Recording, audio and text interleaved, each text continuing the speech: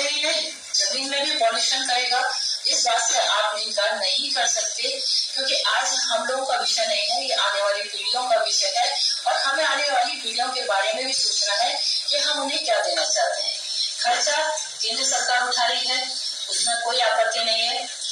केंद्र सरकार ने जब भी ये विषय रखा था उससे लेकर लगातार ये प्रयास हमारा रहा है कि केंद्र सरकार पैसा दे रही है, कचरा हमें जलाना है, तो क्यों ना हम इतने पैसे से कहीं भी वीरान जंगल में प्लांट लगा करके उसको नष्ट कर सकते थे। हम आबादी वाले घनत्व आबादी वाले क्षेत्र में इसको ला करके जलाने के बारे में क्यों सोचने से पहले हमने न तो कभी किसी से सहमति भी भविष्य होता है, बहुत उसमें हो जाता है। हमारा तो सीधा सीधा ये कहना है कि जो गैस इतना ज्यादा भयानक हो सकती थी, हो सकता है 40 साल में डिजॉल्व हो गई है, लेकिन इसके अंदर 300 टन एक छोटी मोटी वो नहीं है कि 2-5 ग्राम है। 300 टन अपने आप में बहुत बड़ा कचरा आता है। आपने बोला, मैं आपसे सहमत हूँ कि वहाँ बच्चे क्रिकेट खेल रहे थे यूनियन कार्बाइड के वहाँ, तो जब तक खेल रहे थे जब तक वो डंप था, ढका हुआ था, दबा हुआ था। लेकिन जब इंसुलेटर में जाएगा, क्योंकि राम की कंपनी को मैंने खुद ने जाके देखा है,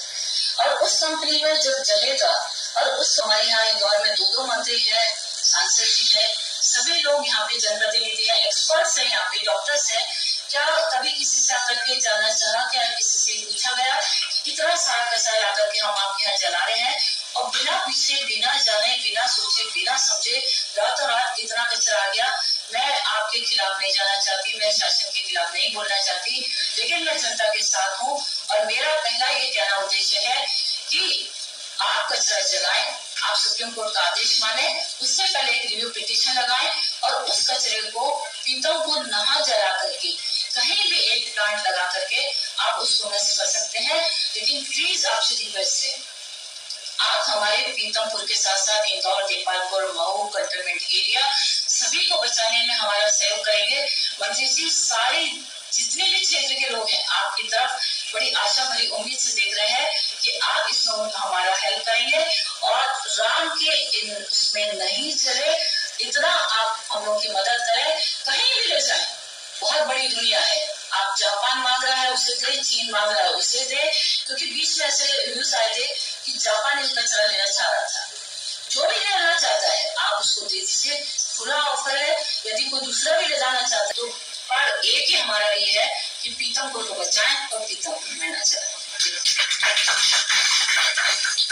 और अपनी आंखों से वो सीन देखे हैं, लाशों के अंबार देखे हैं, जहाँ भागते हुए लोगों के पास कोई सहारा नहीं था। ये रिपीट ना हो, इसके लिए मैंने हमेशा इसका विरोध किया है। मैं शासन का विरोध नहीं करना चाहती, वोट का अपमान नहीं करना चाहती,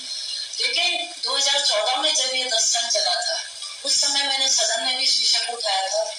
क्योंकि ये मात्र कचरा जलाने का विषय नहीं है, ये विषय है हमारे पास जनता का,